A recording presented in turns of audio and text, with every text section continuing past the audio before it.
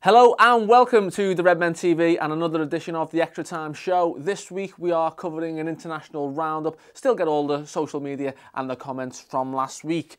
This week sees the return of Joe Gomez, which is brilliant news for everyone.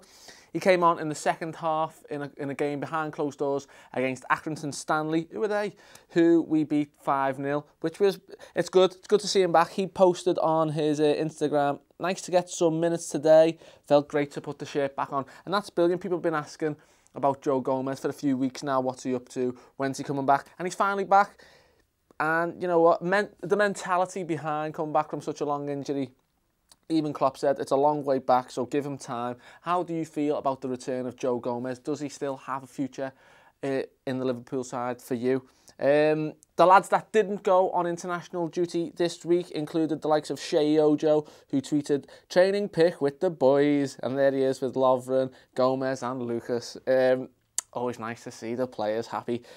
Last week we had a guy called Thomas Allen in the comments section said, why is everyone on this channel so small? Is it the Scouser genes? Scousers have terrible genes, as you'll be able to see in this latest picture of Steven Gerrard, who he's been fueling speculation really that he's leaving LA. He said, "Special place, incredible view, and I will miss you, LA." So is Gerrard on the way back? I don't know why he's doing that, but he can do it because he can do fucking anything. He's boss.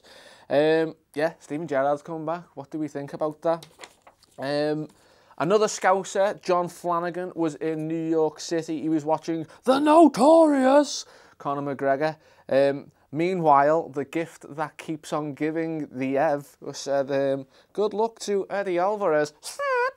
So moving on, who is Liverpool's hardest player? There was 14 players in total who left the squad to go on international duty, including the English lads who we'll start with. Danny Sturridge scored a goal, got a header. It was reminiscent of Mane's header, but on the other side, good movement, stayed on side, and Kyle Walker knocks it in.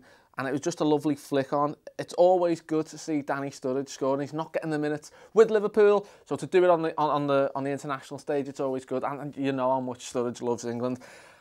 Adam Lallana, once again, he's playing class. He's just playing brilliant. He's getting more goals. He scored a header. And you don't think Adam Lallana would take a header on just because you wouldn't want to mess up his lovely locks. But brilliant technique, great finish. And he mentioned on his Instagram, I think it was, great night at Wembley on a day of remembrance, lest we forget, yes, obviously.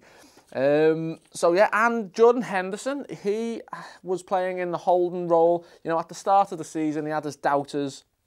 Was he good enough in that position? And he's slowly grown into the role, and he's got better and better. And he's now becoming like a fan favourite in that role. A bit like myself, really.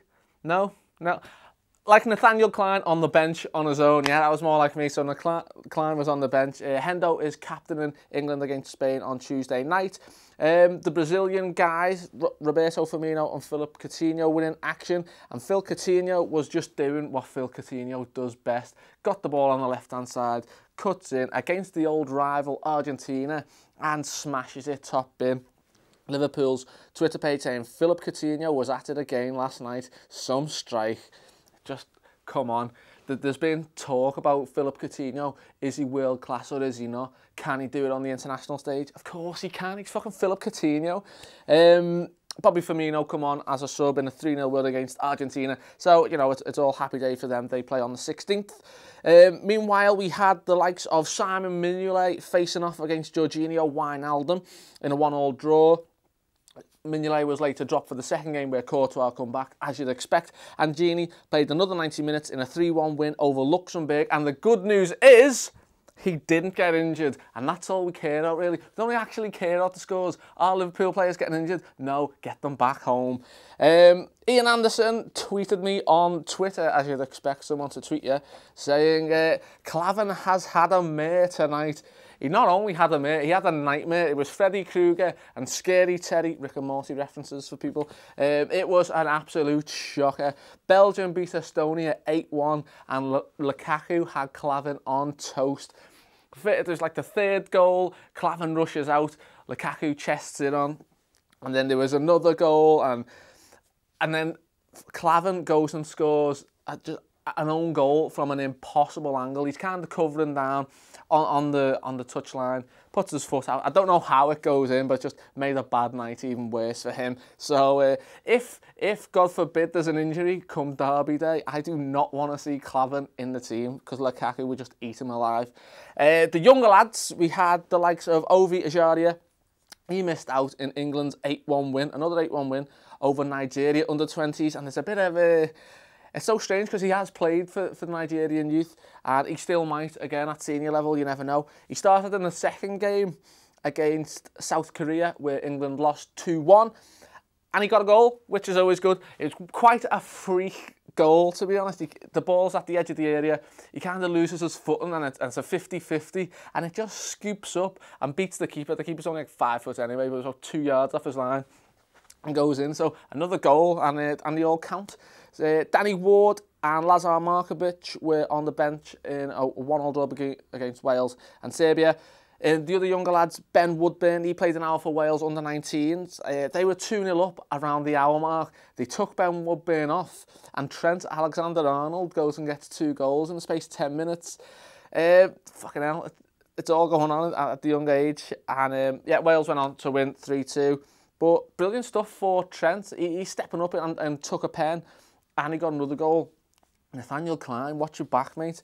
And finally, Sadio Mane played the full 90 minutes when South Africa beat Senegal 2-1. But Sadio Mane, Liverpool tweeted here, just fire, and that's because he's been nominated for African Player of the Year. The other notable ones being Aubameyang and Yaya Toure. Although, how the fuck has Yaya Toure been nominated? He's played about 3 minutes football in the last 2 years. So go and vote for him if you can. And we'll round up with the comments of last week. We had John Gale. Why do you let this turd do the show on his own? He's such a nit. Dildo Baggins, maybe. And Ryan Jennings coming to my rescue. Suck an egg. I do get positive ones sometimes, but I just don't like to say them on camera and blow smoke up my ass. With regards to last week's questions, we had Michael J 9999. As long as Klopp would take Gerrard on, I'd rather Gerrard learn under Klopp than Rodgers. Yeah, I did say, should Gerrard learn under Rodgers? I didn't mean that. That was like a slip of the tongue. The social media question, should young people or young football players be using social media? We had Jay Lambro saying, essentially, Firmino's a bloody idiot on social media, and he's bossing the league. So that's always good. Who were we looking forward to on loan and the younger players like that? We had Mark. No. We had one about Alan, which I've seemed to have lost, basically saying Alan could be the next Coutinho if Coutinho moves on. And there's a lot of, there's a lot of potential with him there. And finally, we had Mark Kelly. Quit all the political stuff, please. The US election does not overshadow LFC being top of the league. Not on this channel anyway. And you know what? I agree. I shouldn't have spoke about the most globally talked about event in the last 10 years because Liverpool are top of the league. And if there's one thing we can agree on, that is the best news going. Let's take it for what it is. Let's enjoy the moment. Keep watching all the content, and we're back. We're back on Saturday. What are you looking forward to? Who's Liverpool's hardest player? And how do you feel about Joe Gomez coming back? Please like, please subscribe, please share the video if you do, and take it easy.